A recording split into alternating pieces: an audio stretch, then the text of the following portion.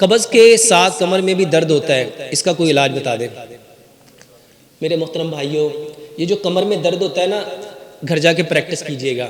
ये जो पेट है ना, इसको ज़रा फुलाइएगा, इसको ज़ोर लगाएंगे तो आपकी एग्जैक्ट कमर में दर्द होगा।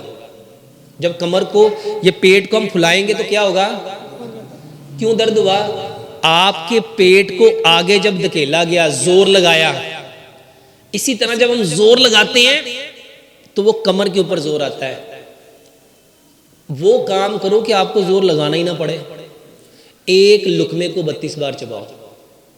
एक लुकमे को, जरा सच बताओ, जब एक लुकमे को 32 बार चबाओगे खाना क्या बन जाएगा? इसको समझो, अल्लाह ताला ने दांत कितने बनाए हैं? 32 दांत हैं। 8 दांत हैं 1 नोक वाले, 8 दांत हैं 2 नोक वाले, 8 दांत हैं 3 नोक वाले, 8 दांत हैं 4 नोक वाले। 1 नोक वाले का काम है काटना, 2 का काम है फाड़ना, 3 का काम है चीरना, 4 का काम है पीसना। खाने को दांतों ने काटना था, फाड़ना था, चीरना था, पीसना था। तो ये कब मुमकिन होना था? जब आप खाने को कितना चबाते हैं। और हमने क्या किया? तेजी का काम किसका होता है? किसका होता है?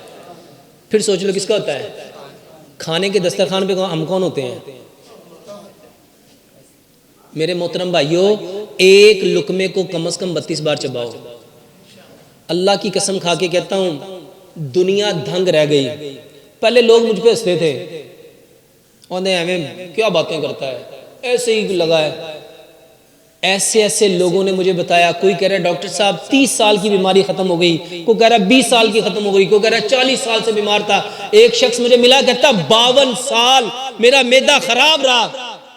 अल्लाह की कसम खा के कहता हूं कि डॉक्टर साहब सिर्फ 32 बार चबाना शुरू किया, पेट ऐसा सुकून में आ गया, जिंदगी में कभी सोचा ही नहीं था। मैं तो यही सोचता रहा, पता नहीं इसी बीमारी में कब्र में चला जाना है। कहता डॉक्टर साहब आपको तहज्जुद में इतनी दुआएं देता हूं, इतनी दुआएं देता हूं, मैं कभी एक वजू के साथ एक नमाज नहीं पढ़ सकता था। अल्हम्दुलिल्लाह एक वजू से 3 नमाजें पढ़ता हूं। मेरे मोहतरम भाइयों, एक लुकमे को 32 बार चबाओ।